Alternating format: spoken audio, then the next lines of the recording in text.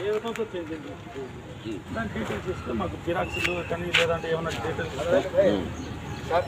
ఇక్కడ present sir councillor గారు corporator అన్న ఇది ఎట్లా మున్సిపాలిటీకి వచ్చినాయి ఏమన్నా రికార్డ్స్ ఉన్నాయా అన్నీ ఉన్నాయి కదా అది ఈరోజు ఏమన్నా మాకు సబ్మిట్ చేయగలుగుతారా మాకు ఎలక్షన్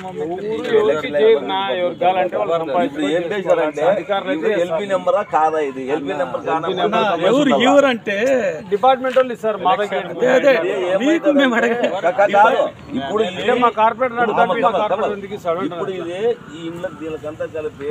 ఎల్పీ నెంబర్ అయిన తర్వాత ఓపెన్ ప్లేస్ మున్సిపాలిటీకి హ్యాండ్ అవుట్ చేస్తారు అప్పుడు ఏదో దొంగతనం జరిగింది ఏం జరిగింది ఏదో లేదంటారు కానీ దీనికి ఎల్పీ నెంబర్ ఉంటే ఖాళీ ప్లేస్ అనేది ఉండాలి కదా బెటర్మెంట్ ట్యాక్సెస్ కట్టించుకోలే ఎల్పీ నెంబర్ అని మెయిన్ మున్సిపాలిటీ కట్టించుకోవాల్సింది మామూలు కచ్చా వీటిలో అయితే 40% కట్టించుకోవాలా కట్టించుకోవడంలే నుంచి ఇక్కడంతా ఇది దీనికోసం ఆ రోజు ప్లేస్ వదిలిండేది పక్కాగా దానికనే పక్కాగా వదిలిండేది కూడా ఇది అవన్నీ లోపల దొంగ తిరుగుడు ఎక్కువ జరుగుతున్నాయి అంతే ఇవన్నీ ఉండేది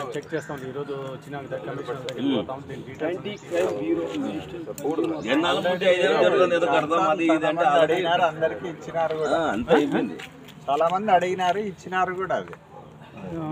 డీటెయిల్స్ అన్ని అఫిషియల్ గా యాంటీ క్రైమ్ బ్యూరోలు అడిగితే ఇవ్వలేదంట